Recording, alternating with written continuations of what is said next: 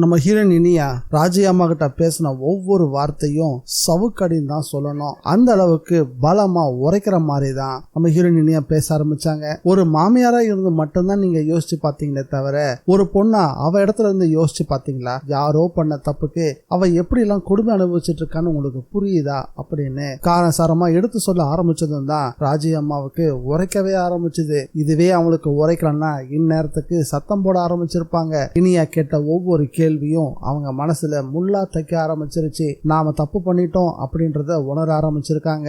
இனியா இன்னைக்கு பேசின பேச்சு அவங்க மனசுக்குள்ள மாற்றத்தை ஏற்படுத்துச்சுன்னா கூடிய சீக்கிரம் அக்ஷயாவுக்கு விடிவு காலம் பிறந்துடும். அக்ஷயாவுக்கு விடிவு காலம் பிறக்குமா இல்ல ராஜி அம்மா பழையபடிதான் அக்ஷயாவை விரோதி மாதிரி பாப்பாங்களா? சூர்யாவுக்கு வேற ஒரு கல்யாணத்தை பண்ணி வைக்க முயற்சி பண்ணுவாங்களா? உங்களோட கருத்து என்னன்றதை மறக்காம கமெண்ட்ல பதிவு பண்ணுங்க. வணக்கம் மக்களே, வெல்கம் டு டிஎன்விஜி ரிவ்யூ. நம்ம சேனலுக்கு நீங்க ஃபர்ஸ்ட் டைம் வந்திருக்கீங்கன்னா சப்ஸ்கிரைப் பட்டனை பிரஸ் பண்ணி நம்ம சேனலுக்கு சப்போர்ட் பண்ணுங்க. அப்படியே இந்த வீடியோக்கு ஒரு லைக்கையும் கொடுத்துருங்க. பல நாள் திருடன் ஒரு நாள் நிச்சயம் அகப்படுவான் அப்படின்றது பழமொழி. விஷப்பாம்பு சிவம் எத்தனையோ முறை மாட்டிருக்காரு. ஆனா ஒவ்வொரு முறையும் ஏதாவது ஒரு வகையில எஸ்கேப் ஆயிடுவாரு. இந்த முறை அவரால் தப்பிக்க முடியாதுன்னு தான் எனக்கு தோணுது. அவர் மாட்டனா நிச்சயம் மாயாவும் சிக்குவா. விஷப்பாம்பு சிவம் மாயா கிட்ட நல்ல பேர் வாங்கணுன்றதுக்காகவே விக்ரமும் சுபாஷும் தனக்கு எதிரில் பேசின விஷயத்தை அப்படியே மாயாவுக்கு தெரியப்படுத்த மாயாவும் பதறி போய் நான் சிவனாண்டி அண்ணனை எச்சரிக்கை பண்றேன், ரொம்ப தேங்க்ஸ் அங்கிள் அப்படின்னு ஒரு நன்றியும் சொல்லிட்டு சிவனாண்டிக்கு போன் பண்ண ஆரம்பிச்சா. சிவனாண்டிக்கு போன் பண்ணி ஒரு ஆட்டோக்காரன் அவங்கள ஃபாலோ பண்ணிட்டு இருக்கான். பின்னாடி விக்ரமும் வந்துகிட்டு இருக்கான். சீக்கிரமா அங்க இருந்து கிளம்புற வழிய பாருங்கன்னு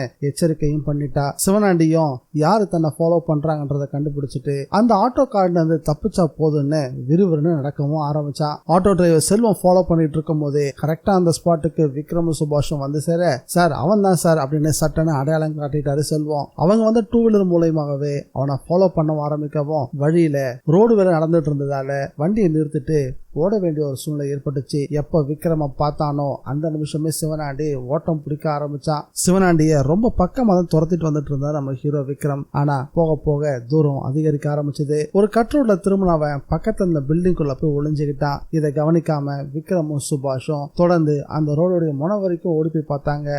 அவனை காணோம். அதே நேரத்துல சிவனாண்டி அந்த பில்டிங் விட்டு வெளியே வந்து எதிர் திசையில ஓட ஆரம்பிச்சான். ஓட்டு மொத்தத்துல விக்ரமும் சுபாஷும் கை கெட்டுற மாதிரி இருந்த சிவனாண்டிய தவற விட்டு சிவனாண்டி மட்டும் நீ விக்ரம் கிட்ட சிக்கியிருந்தானா பல உண்மைகள் வெளியே வந்திருக்கும். பல பேரோட முகத்திரைகள் கிழிஞ்சிருக்கும். அப்படி நடக்காம போனது மிகப்பெரிய வருத்தம் தான். விக்ரம் அவ்வளவு க்ளோஸா ஃபாலோ பண்ணிட்டு வந்தவரு எப்படி அவனை தவற விட்டாரு? ஒருத்தருக்கு 2 போலீஸ்காரங்க துரத்திக்கிட்டு இருக்காங்க.